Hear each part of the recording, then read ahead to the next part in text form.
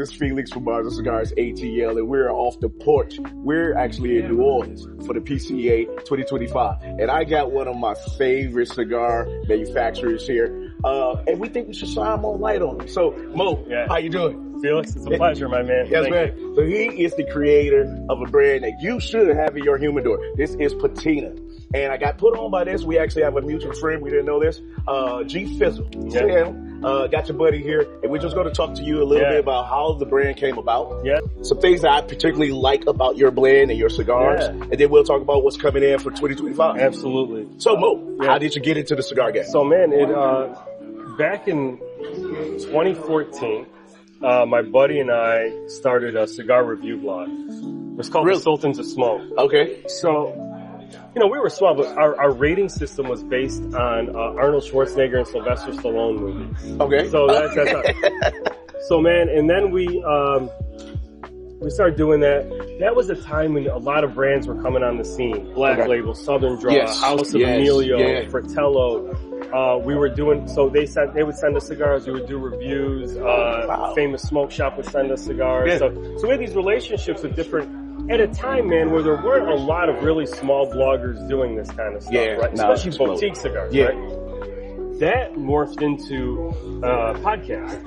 Okay. So in 2015, we started the Sultans of Smoke podcast. Okay. YouTube, social. Yeah, me and my buddy Drew. My buddy Drew, who to this day is my homie, and we still do the Sultans of Smoke. With our buddy Rich. Yeah. So Drew, and I got to give credit to Drew.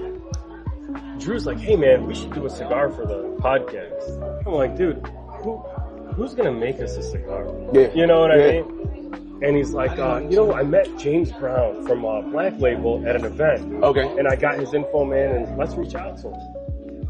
I go, dude, you're crazy. Yeah. I'm like, and this one I'm in the corporate world. He's working 9 to 5 jobs. Yeah, man. And he's like, let's go for it. To his credit, so he reaches out. James Brown says yes. So James Brown had just bought Oveja Negra. I was going to say, literally he just bought it. So we called that one a Max Press. The other one was the Legacy. That was an Ecuador Habano. So we did that. Fast forward, man, I'm like, you know what? I'm sick of the corporate world. I really want to give this a go. I want to get to know people. Yeah. So I left my corporate gig to manage a shop in Chicago. And what year was this? 2016. Okay, so 2 years later? 2015 was when Patina kind of came to be, in the sense of finding a factory and all that. 2016, we finalized the blends. 2017, we launched nationally. 2 years, that's fast paced, man. Like, boom, boom, boom. It is, but it's long. No, in a good way. You guys, I think I was put the pedal to the metal. And so we went down to Nicaragua. We did what we had to do. The cigars were originally made at Mombacho. But I learned retail by managing a shop for a year. So while the cigars were being made, that has proved invaluable. Okay. It's been huge. That's where you got the knowledge of, how to market them. How shops think, how humidor layouts can affect, so that's why like our boxes are, more cabinet style, nothing comes easy, man. I think when you want to do this the right way, it just takes time. Yeah. And, this is not a business that you make fast money or whatever. So, there's a lot, man, that's riding us. I just thank God for the opportunity and just the ability to be able to get out there every day and try to make it happen. Well, there's a couple of things that you hit on that really resonate with me. One, that podcast and reviews, that's what we do now at Bars&Cigars and the Porch Lounge. So you kind of just giving me a further vision of where it could be and where we want to go. I say that's where we want to go. So that's one thing. But me and my wife, we have a thing, the 3 Ps. You turn your pastime into a passion, and then you make it profitable. Right. And that's exactly what you did. So to see someone living, kind of example that I kind of base how we do our things. I don't know if I call it profitable, but we're still in the 3 Ps. It just means you're making a business. We're still at passion. What's the second one? It's your pastime. Pastime into a passion. Okay, so we're still at passion. Okay. Still working on that last piece. Still working on the last piece. That's good stuff.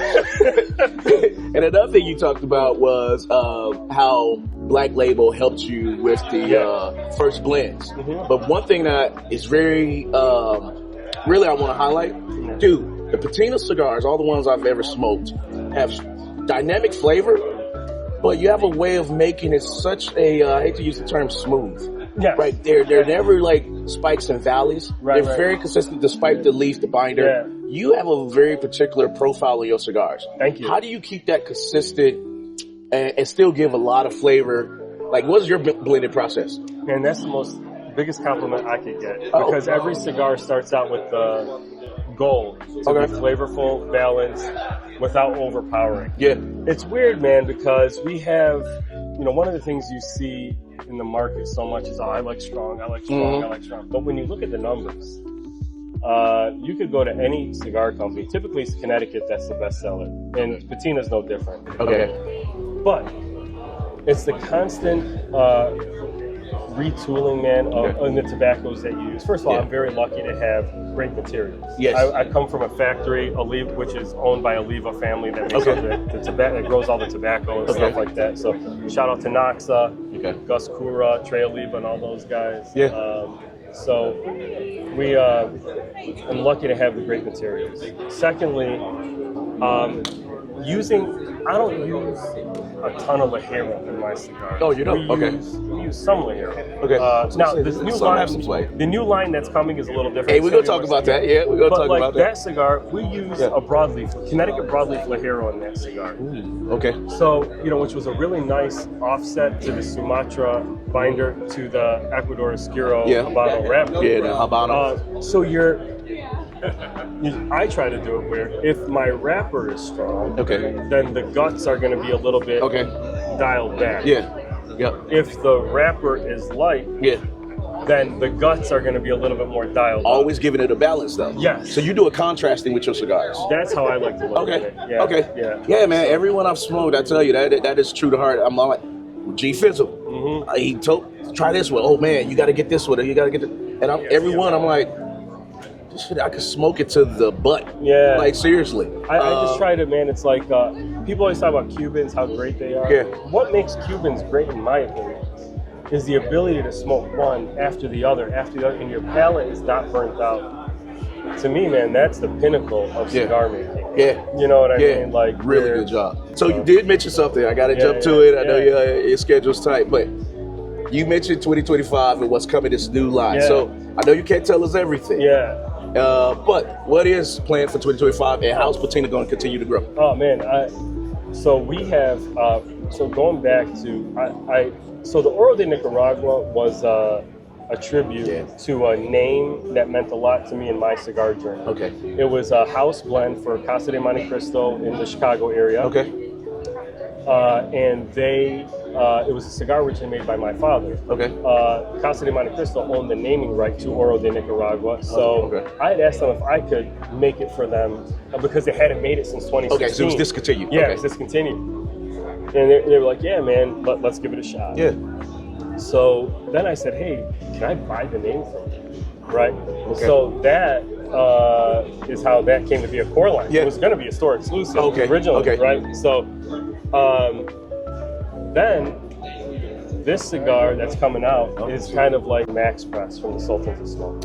Okay, going back to the original. So it's not the same tobacco. Okay. But the profile is similar. Okay. So it's going to be a box press. Okay. First time to hit brand First time with a box press, and I love box press. So it's going to be a Oscuro Mexico over Connecticut broadleaf. We use two different Ligeros, broadleaf Ligero again, Connecticut, and then we use Jalapa Ligero. And so I'm excited, man. It's going to be the stoutest patina. Okay. But we also did it in a parejo, so people are going to be I was just about to ask, what's the vitola? Yeah, so people are going to be able to compare the box press version to how the circle version smells. So I'm very excited about that, man. Okay, and ETA?